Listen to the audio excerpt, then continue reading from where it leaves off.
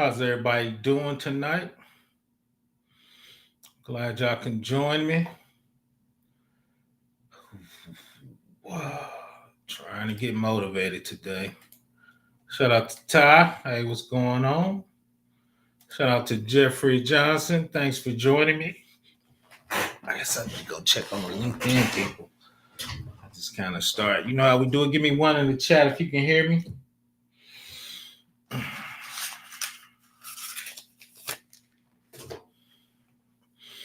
Give me one in the chat if you can hear me. You see it right there. Talk about an audit plan. There's various NIST documentation, policies, and procedures. Appreciate you, Ty.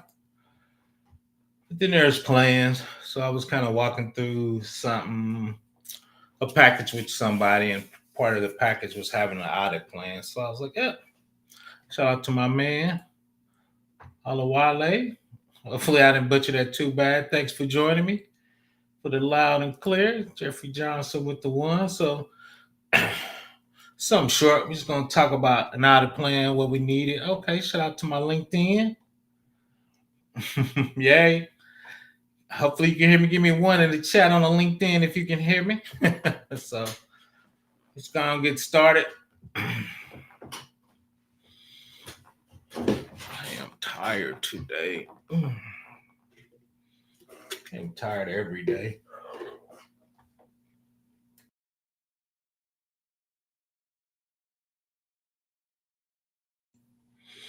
So let's get to it. Once again, if you got any questions, cybersecurity or IT, drop them in the chat.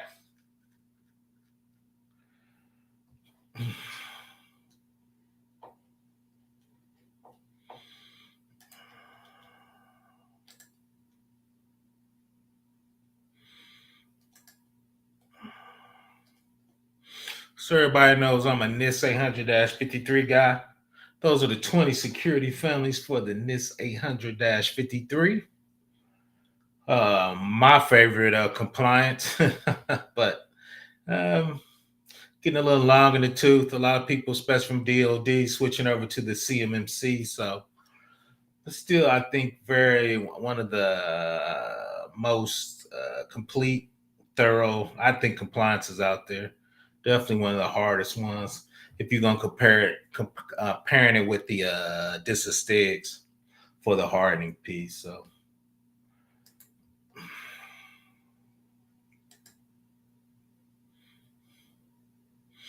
part of the plan last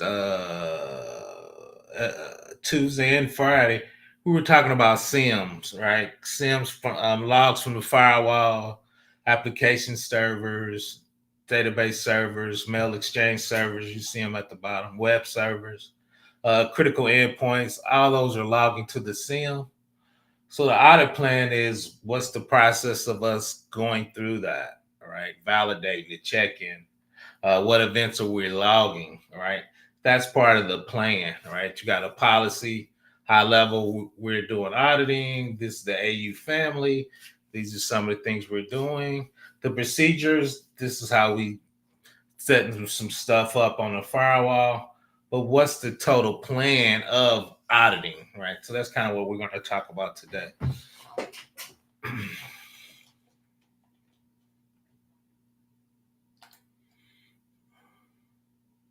And from AWS, everybody know I like AWS. Those are some of the services we will be getting logs from, and we'll be putting the logs in the S3 bucket. CloudWatch is their logging system, and Audit Trail. That's a separate service. They didn't, I guess, flesh it out. Oh, there it is, Cloud Trail at the top. Right, so that's your API logging for your different services. CloudWatch be your more details coming from your VPC, your logs, or EC2, right? More of your non-API call logging. The CloudTrail is your API logging.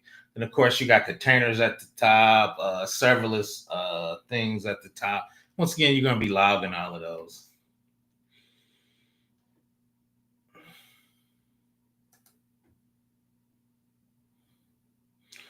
Let's talk a little bit about the audit plan. We were talking about it from a NIST 800 standpoint.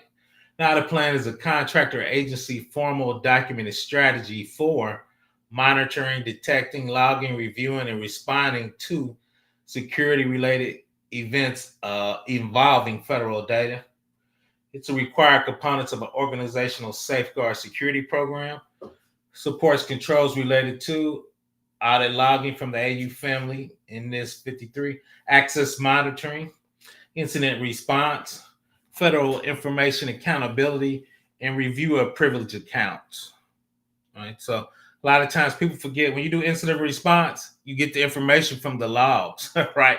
And part of that logging information is how are you auditing once again those particular devices. So if you have an incident, are your forensic people going to have enough telemetry to be able to figure out what happened in that particular attack? It gets that information from the logs.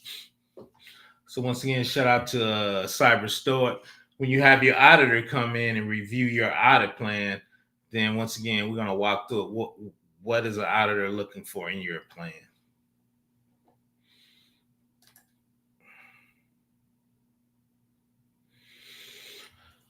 Once again, the audit plan, because the Fed/auditors must verify the contractors and agencies know what is being logged, where logs are stored. Can you prove who accessed your federal information? Can you detect unauthorized access? Can produce logs during an incident investigation and a safeguard audit. The feds expects logs to be complete, tamper resistant, reviewed. People know I do a lot of IRS work. So the IRS says you have to retain your logs for 7 years or longer if required by policy.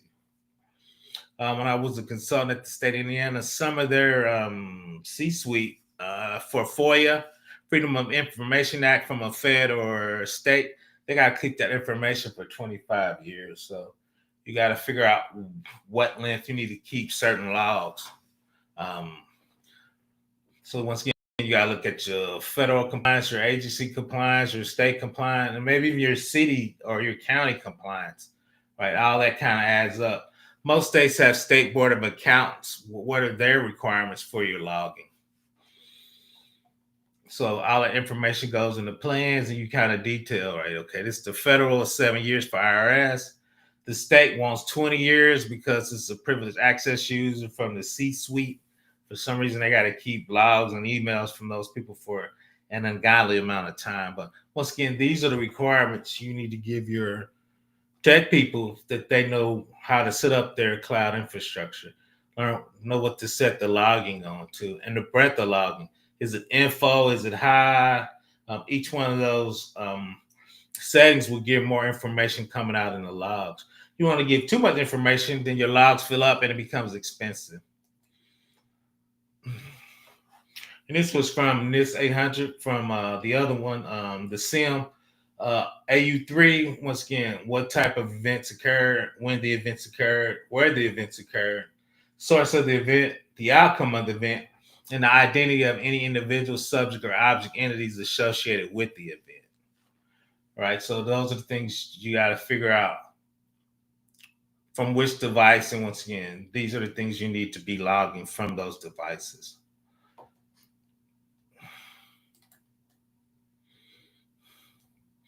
What your audit plan must contain. I always, once again, I put the IRS expectations in there, and it could be health and hospital. It could be CGIS, which is FBI flowing down to state police. What federal requirements and what agencies are you getting those requirements from? Once again, audits events to be logged. Use define exactly what events will be captured, such as log in, logs out, failed authentication, privilege account, file accesses to FTI, data transfer, system changes, right? So what events should you be logging? If you're doing STIGs or CIS, when you look at the particular technology, it'll tell you what you need to log. So if you're looking at CIS checks for AWS or Azure, it'll tell you what events you need to log. Excuse me. So, but that's one thing, once again, from GRC, getting those requirements and make sure those requirements are getting to certain teams. So Once again, if anybody has any questions, just put them in the chat. You can definitely catch us on a replay.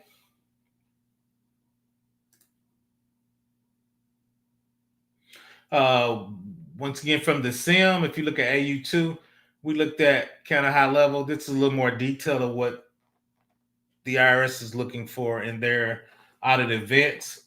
Once again, log off activities, log in activities as modified by the pass indicates security safeguards, security relevant actions, password changes, creation or modification of groups, privileged user action, access to systems. But you see them right there. Those are 17 things from a mid level that they want you to audit, right? So once again, depending on what federal agencies you're reporting to, um, that's going to help you too. And this is going to go on your security plan. What events are you really auditing? Sometimes it gets super long. You just put them in an appendix in the back. This is our database. We run an Oracle. These are the events we logging. We run an IIS. These are the events we're logging, right? We got a Cisco router. These are the things coming off the router, right? So each technology you're using from your stack, you should be logging certain things off of that particular stack. The reason why is you want to be able to trace a packet coming in from the outside and uh, and leaving back outside your organization in case you get hacked, right? Because that's how hackers going to do. So, can you trace somebody coming in your network and what data they're sending out? Because once again, when your forensic people and your DFIR people are looking through attacks and different type of hacks or exfiltrations inside your org, once again, you need to be able to log in certain things so you can be able to track them and figure out what they took, stole, or if they didn't get anything. But if you're like logging, you won't be able to figure that out. So that's kind of one reason it's super important.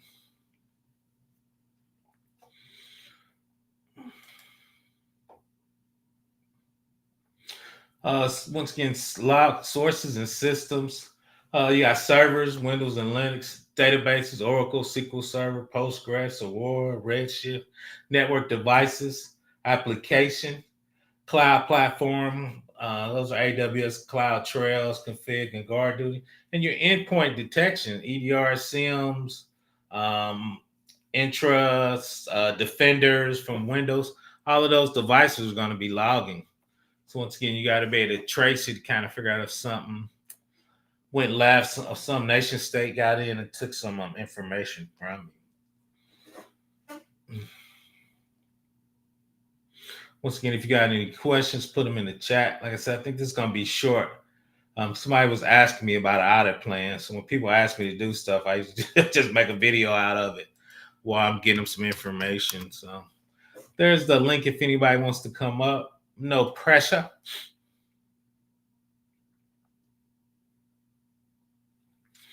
Once again, when you have a large organization, you can have a big technology stack. So just kind of going through that technology stack, and they don't really have any of the Windows Defender stuff in there. Intra ID and all that stuff. You're gonna be logging from that and tracking. You're really getting an inventory of your system, which is gonna help you come up with the scope.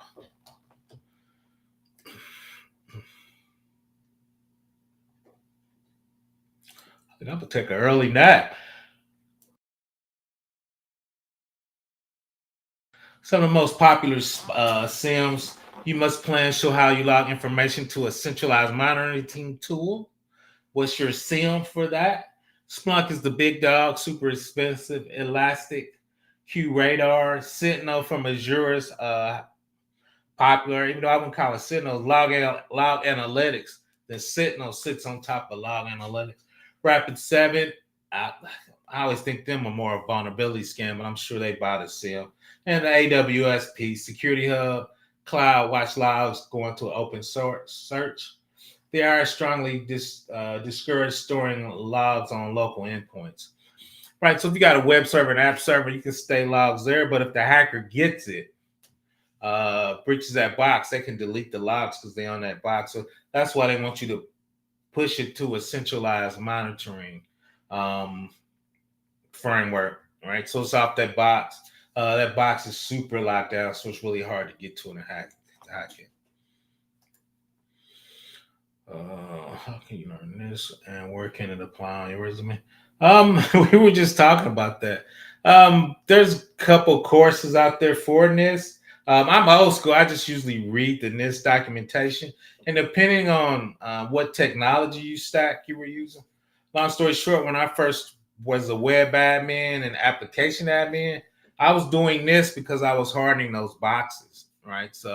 Um, so NIST, there's a management track and a technology track. You can do policy procedures, and we're talking about some of the plans right now. And one of those will be audit plans. And two is we just kind of talk about it, just kind of build your portfolio where you generate you some policies, kind of make them specific to a certain company. What's up, Regine? So that's kind of how you learn it. Then if you want to do pick a pick a particular technology stack, being it app server, web server, database, or network admins. Part of the NIST is you got to harden that using the CIS benchmarks or STIGs. So I think that's the way you could do it, and you could put that on your resume. So when people ask me, they um, talk about your NIST security program, right? So we talk about doing policies, we talk about doing procedures, and a part of that is how would you take those policies and procedure and do an internal audit, right? That's NIST compliant. So what is NIST looking for in their policies and procedures, right? So I think that's how you would put it on your resume. Shout out to Regine for joining us. Here's a link if anybody wants to join me.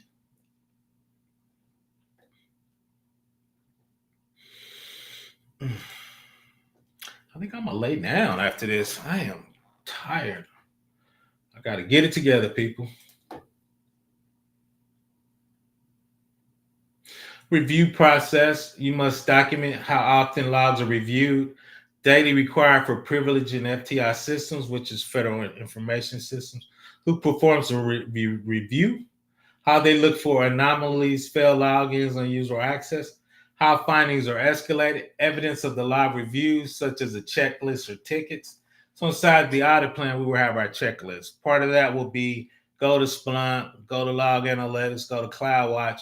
We create dashboards. We're looking for logins. The one IP login, 20 times in a second, right? That's a brute force attack, right? That will be an anomaly that you would look for, right? You could query that. We probably would have automated reports look for certain things. Did somebody come in as a user and did they escalate their privileges, right? The IP came in as a client review user. Next thing in the next hour, he's a DBA. That doesn't happen very often, right? So who did somebody put a ticket in for somebody to get a promotion or what's happened there? So part of that is from what's that term? Anomalies. What things do we consider as anomalies to look out for, right?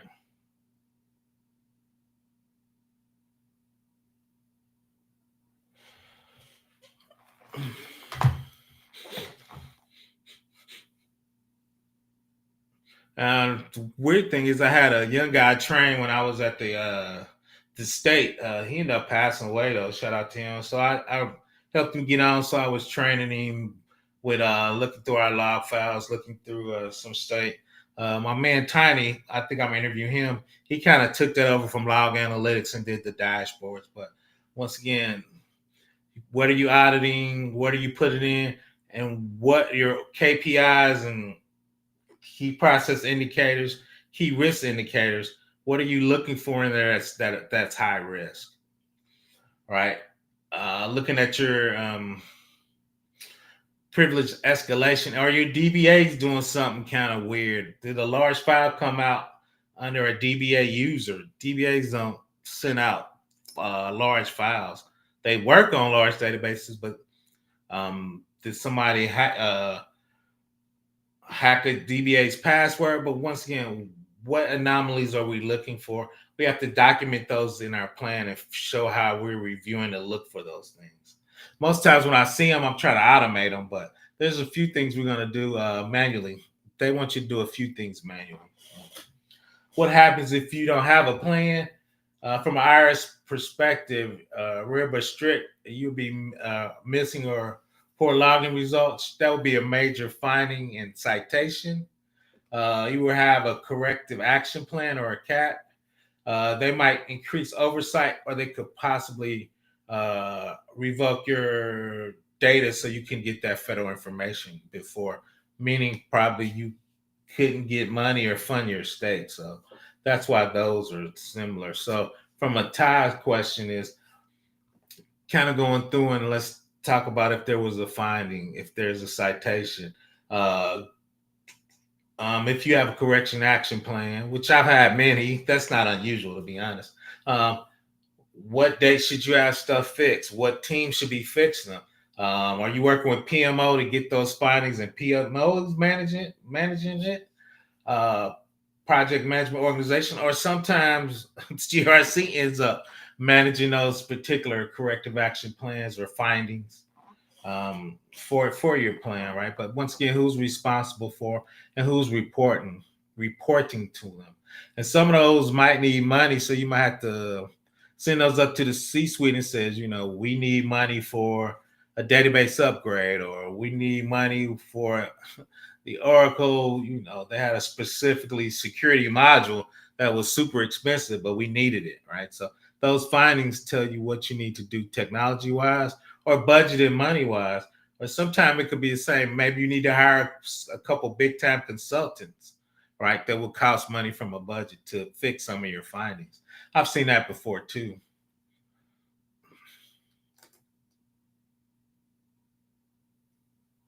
This is kind of the template of it. So if you're doing an audit plan, of course, you're going to have your purpose and scope. We were looking at some of the auditable events earlier, so you want to put those actually in your plan. So when the internal auditor comes out and looks for it, it knows what it's looking for.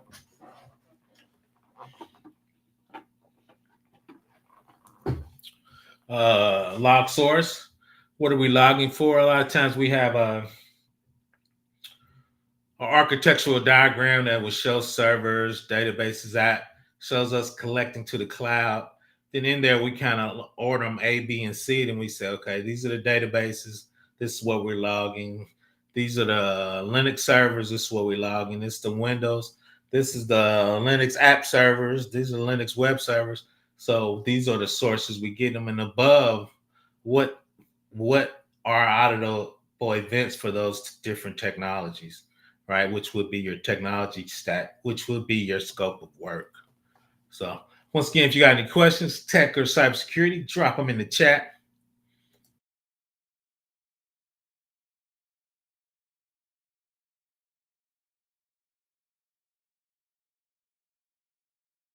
Then line 4, where is your centralized log collection architect?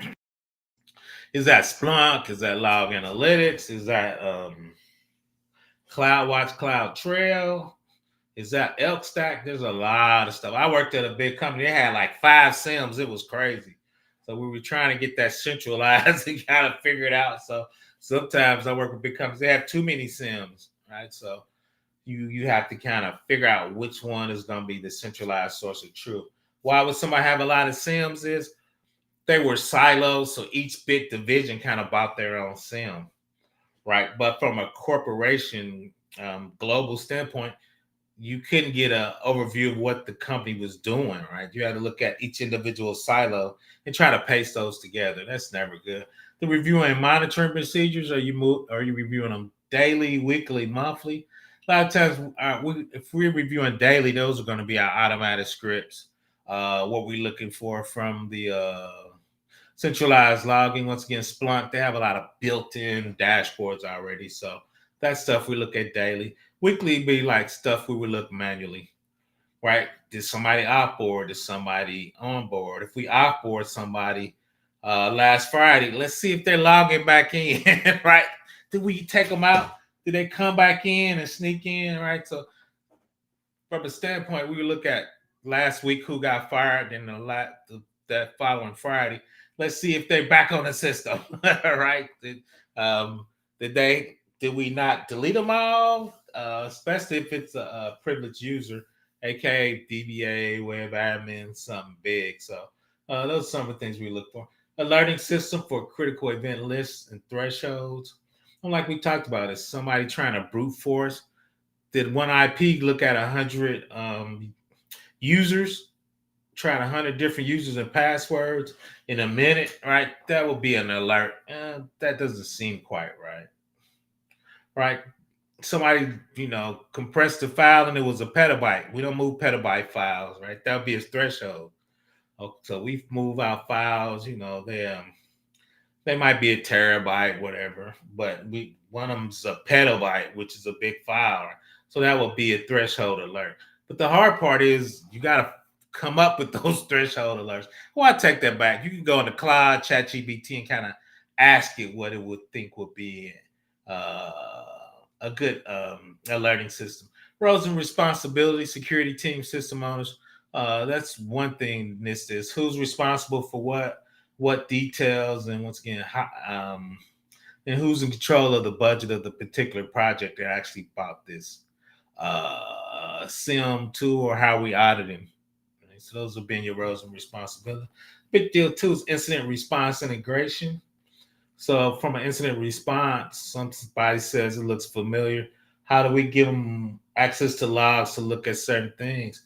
How can they say we want to look from this time period to this time period for this particular database source, maybe an app server, for this particular event? We want to look on every log in and log out for this particular IP address, right? So from an incident response audit plan, can you do that in real life, right? Or do you have to just go in there and do it by brute force? So that's kind of what the audit plan is, and how you keep getting better and more detailed things that you're looking for. But you got to have a plan or something to start with.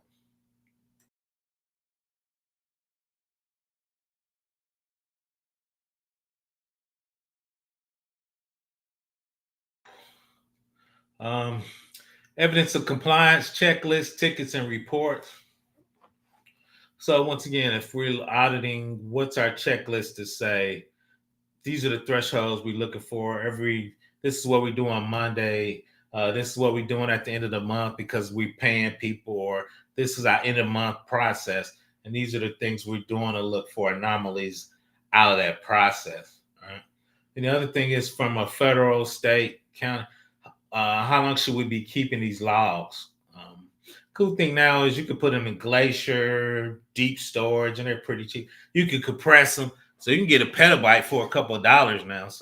Um, so that's the good thing with the retention. But you got to figure out from a federal agency requirement, what is that retention?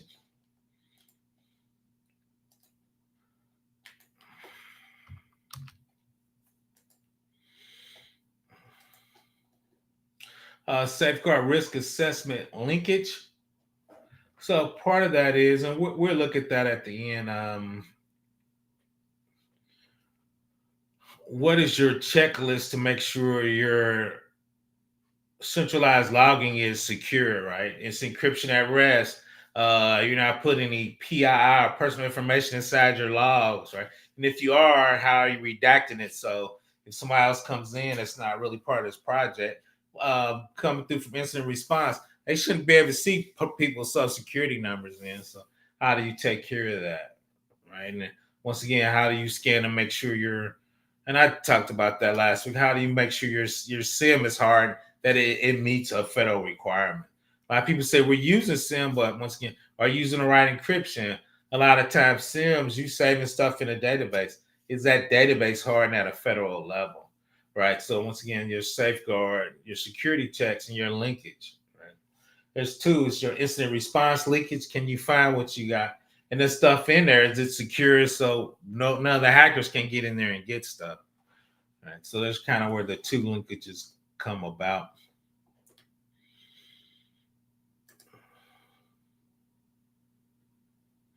And part of the audit plan is in IRS Pub 4812, which is for consultants. IRS Pub 1075s are for government agencies. NIST 800-53 is for a lot of government agencies. And once again, for the audit plan, it's in AU 2, 3, 6, 8, 11, and 12. And for FedRAMP, those are the same audit controls that you see above. So that's kind of the mapping from an assessment standpoint. These are the things you need for your package, because a lot of times you're putting together a package for your external auditors, your 3PAOs, your third-party assessors. All right, so audit plan is in most of your federal package you return in for review. Now, a lot of times it's an audit plan. I think in CMC, I think it's an assessor plan, right? So you're doing a plan really for your external auditors and how to handle them and kind of what's your process and procedures for doing those type of audits.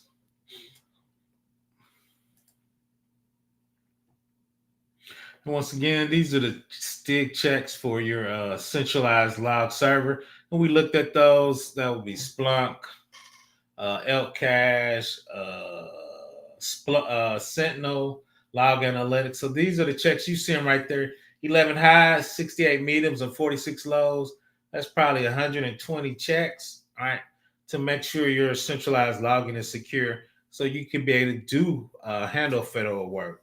A lot of people say they want to do federal work, but you got to make sure the program software from a third-party assessments are set up to be able to handle federal work.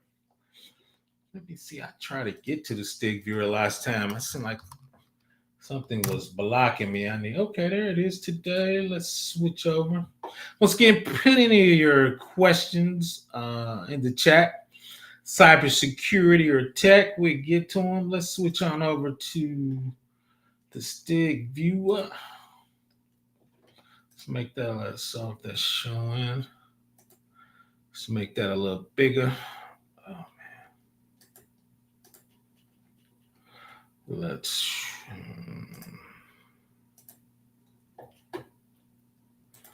Let's see if we can find our centralized login.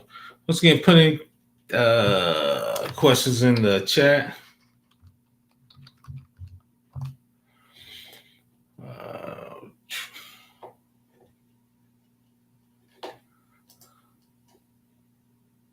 Centralized, so once again, the 6846. You see there those different classifications. So let's look at a couple of those from a hardening standpoint. There, this is new. I haven't seen with the with the little emoji. So these are the high checks. You see that in red. Make that a little bigger for the old people, aka me. So you see it right there. The centralized logging must be configured to enforce approved authorization from a logical standpoint. You see over the description, approved PKI on all DoD systems and certain certifications. That's the description.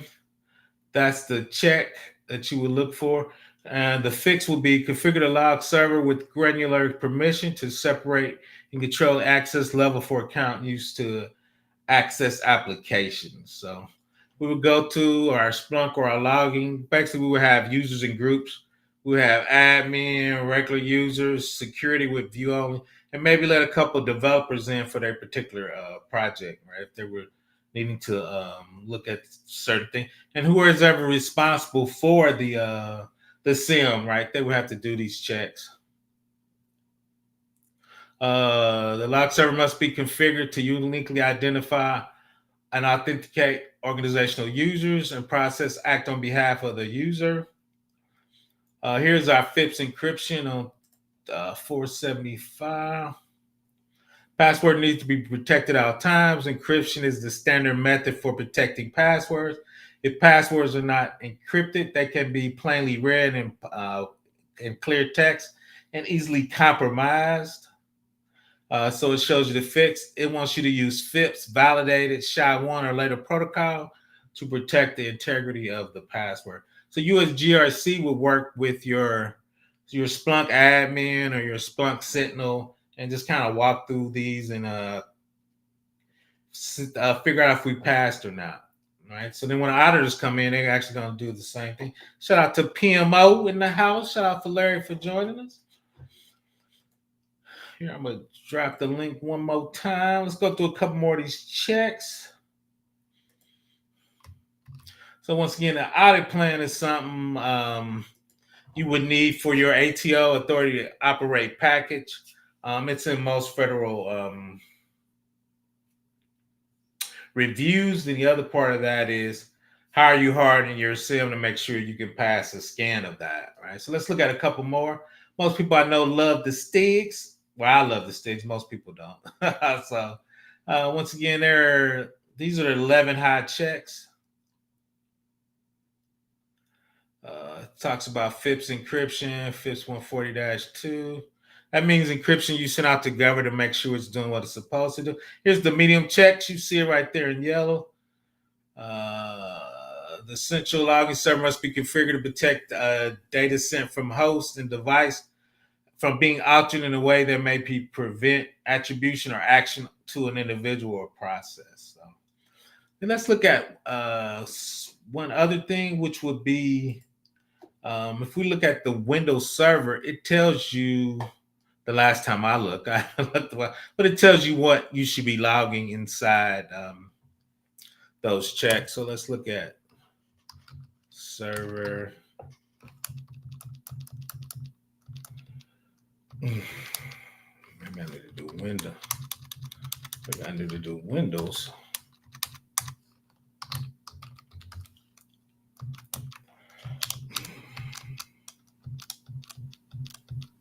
Here's the Windows 2022 version 2 servers. I think that's the one.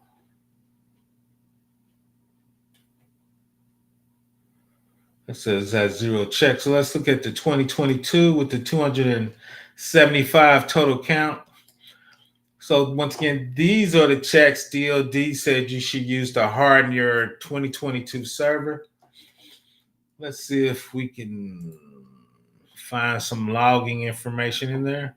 PBO's doing it live, so you got to work with me a little bit. Oh, that sucks.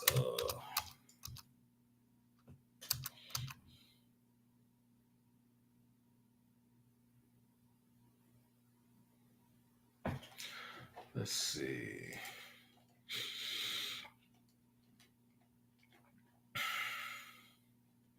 Oh, that found blog, not log. That wasn't cool. Let's find. Let's keep looking. Let's see. Let's see if we can. Hold on.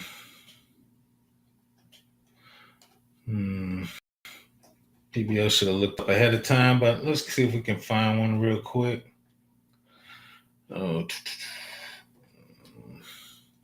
But if you look in there to tell you once again who should be logging or what we should be logging.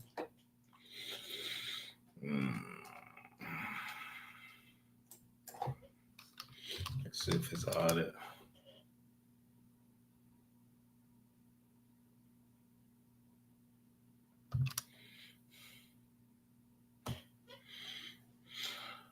So I think this is it.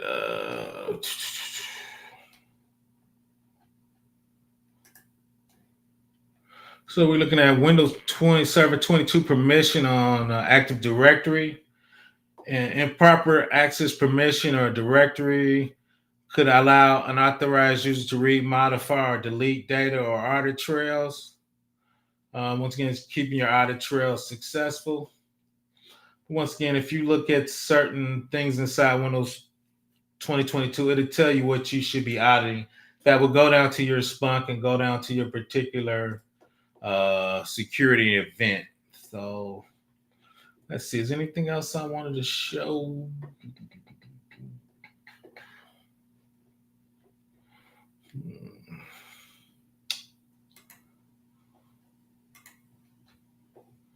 Once again, I'll drop the link. If anybody wants to come up, like I said, I just kind of want to talk about audit plans at the little higher level.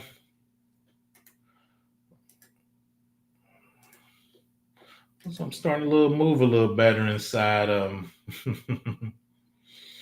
Restream. Oh, I thought I did.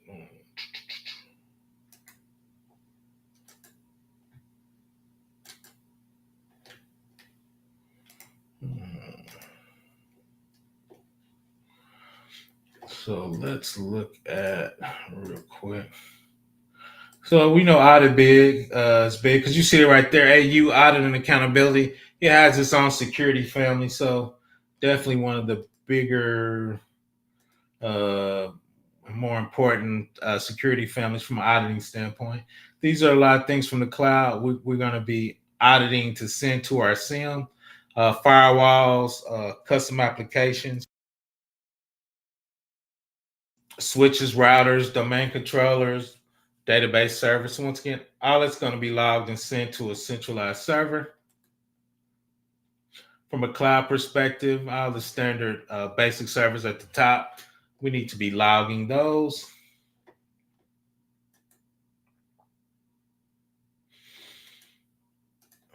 Just talk about some of the events we should be logging. Here's some of the standard events.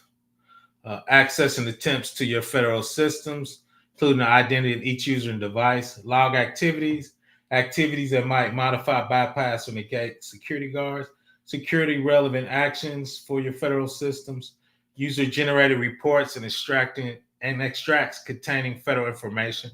If somebody trying to run a big report and walk out with some privilege or top secret information, so once again, how do you log that particular information? So once again, you can go back and figure out what people are printing. I do. I'm on YouTube. Professor Black Ops is my YouTube channel, Felix. So if you come over to YouTube, once again, it's Professor Black Ops, all one word. You see my chunky face on there. So those are the particular audit events. Shout out to my LinkedIn people. I should go over and check on them, which I'll be slacking. Talked about our log sources a little bit. Some of the bigger SIMs that are popular. Splunk is a big dog. Elastic, QRadar, Sentinel, Rapid7. Log Analytics, of course, is based on Azure too. And I was just going to go over the template. You see it right there. Purpose, audit scope, log analytics, log storage. Those are particular things. So from your audit plan, that's the template you'll start with and just kind of fill it out with the rest of the information. The cool thing is if you get 90% of this right, your auditor goes super duper well and easy because a lot of people kind of miss that out. I appreciate your Operation Takeover. Hopefully you're doing well. So that's really what you're hitting for. Let me see. Let's see if I can bring up my YouTube channel real quick and drop it in the chat. Hopefully I don't do something crazy. Okay, that's me right there. Let's see. Let's see if I can get the link. Share. Copy. Once again, put any questions in the chat.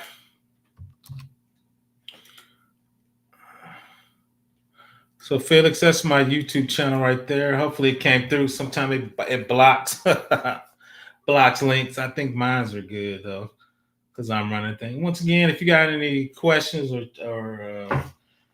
questions, cybersecurity information, put them in the chat. I'm just going to kind of wind it down, kind of keeping it short a little bit, just kind of hitting some of the major plans in the FedRAMP and NIST perspective. Once again, somebody were asking me some questions about this and inside of somebody's Discord.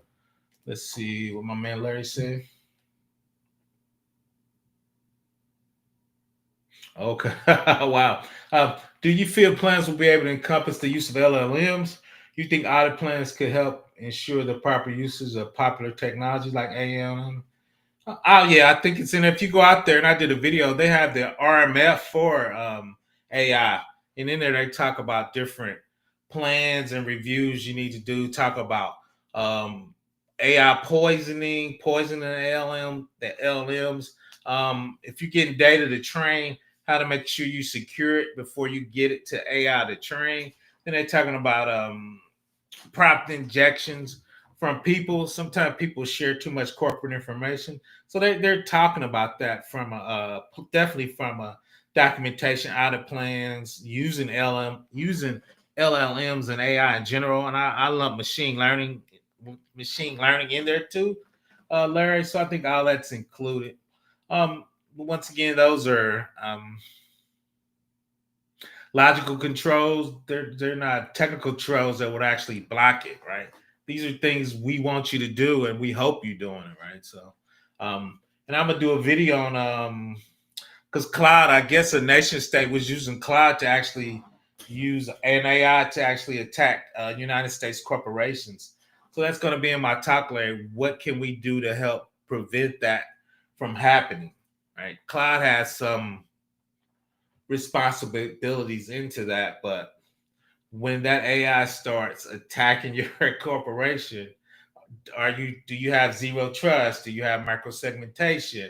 Uh, is most of your stuff using STIG? And it's hard because when I looked at the AI, I got to do a little more investigation.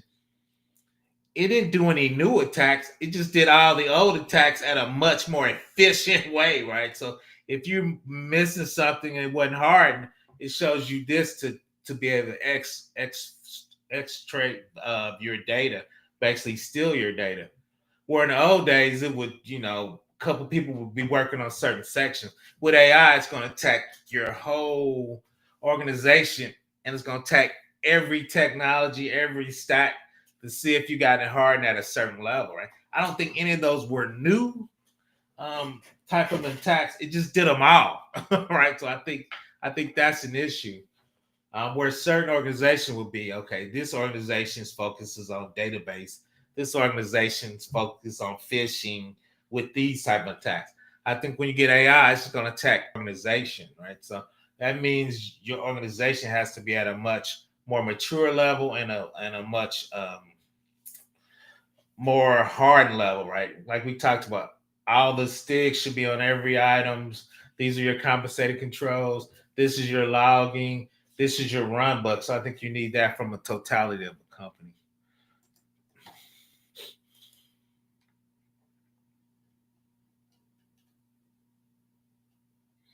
Okay, that's cool with the log.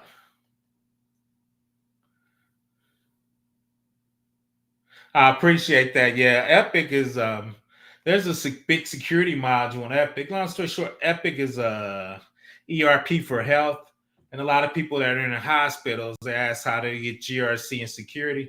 It's mastering, especially when they're upgrading to Epic. You got to do migrations. You got to do technology upgrades. You got to interview people to figure out the privileges and roles for each responsibility. So my man was in the health, so we were talking about getting over to Epic, and when they do that lift, see if you can get on those teams and get those skills. Congratulations, Operation Takeover. Every now and then, PBO give out some good advice. Every now and then. Once again, keep dropping your questions. Gonna hang out a little longer. PBO about to go lay down. He's struggling today. He's struggling most days, but a little more today. So um, I got to get it together. Once again, purpose scope, what's event, log source, collection, storage, what you're reviewing, your alerting strategy, your roles and responsibility. When you're auditing, those are your logs. Part of your logs would be if an incident happens, what logs we need to look at, who's responsible for what. I need to see the logs for this particular Linux box, this particular time. I need to see what it was reaching out to on the internet. Do you have your runbook set up? Or your query set up inside of your infrastructure to be able to do that? They got KQL, SQL queries, but a lot of times you don't want to be writing manual queries. You want all that set up so they can just put a name of the server in, a host name. It comes up, all right? It shows you what keys were associated. These are the keys associated. We need to we need to rerun them, give them new keys because those keys were compromised for some reason in this attack, right? So um, those are the things from an audit, right? When you think of audit, you just think, oh, we're looking at this and that, but you got to remember part of the audit is your technology, what it's writing in the logs. Your log sits on your incident response, right? So those are all linked together.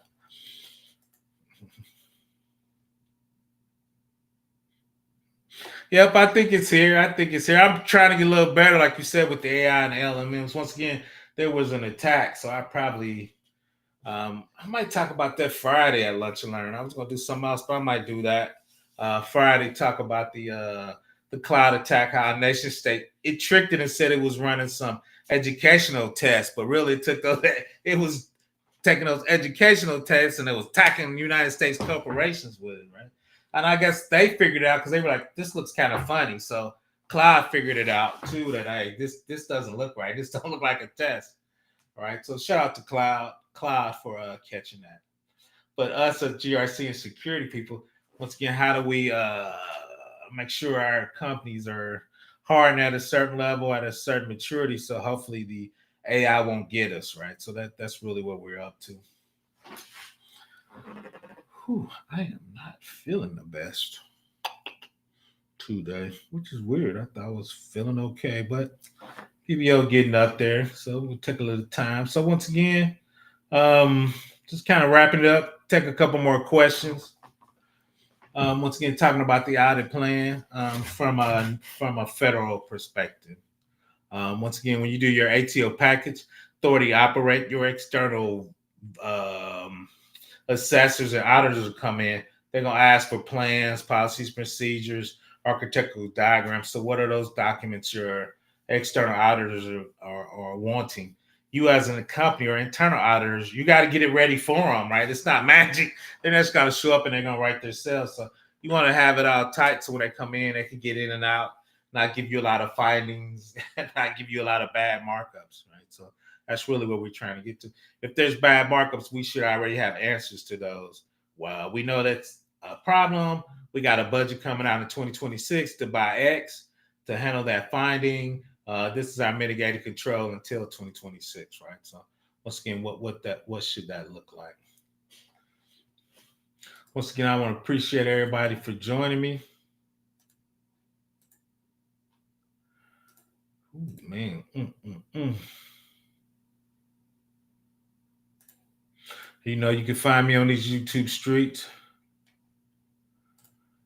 Once again, let's see. I'm here reading my email, multitask. Once again, I want to appreciate everybody for joining me. Come check me out at Friday Lunch and Learn. I think now Larry's got me thinking about AI, so I'll probably talk about the AI once again. The cloud attack, where the AI said that was the first official AI automated attack that they saw on a company. So we definitely talk about that. We'll talk about, like Larry said, from a GRC perspective, the AI RMS risk management framework from a paper position, and I did some from a cloud perspective. Make sure it's logged. This is what we make sure none comes from the internet. Zero trust, microsegmentation. So we'll talk about some of the attacks from that standpoint.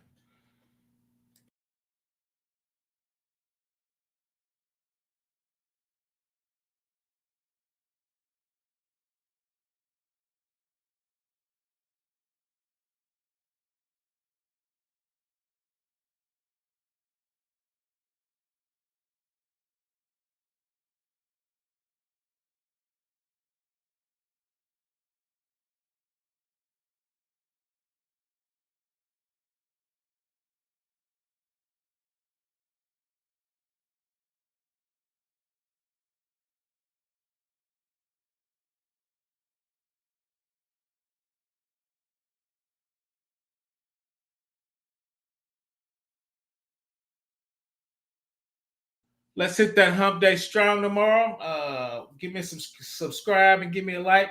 Let's hit that hump day strong tomorrow. I want to talk to everybody. See you Friday at the Lunch and Learn. We're going to do a little AI. Larry's got me thinking about it. Once again, thanks for joining me. I'm out. I see you in these cybersecurity.